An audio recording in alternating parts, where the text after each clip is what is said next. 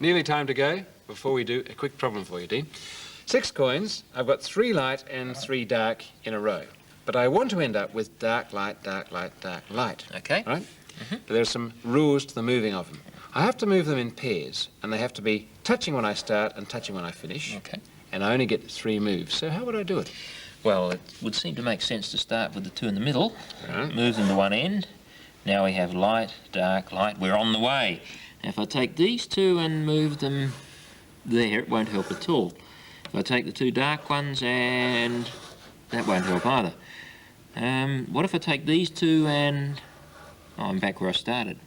Show me how you do it. All right, watch carefully. Move 1, move 2, and move 3. And I end up with dark, light, dark, light, dark, light. See if you can remember how to do it. That's all for this week. Goodbye. I want to know.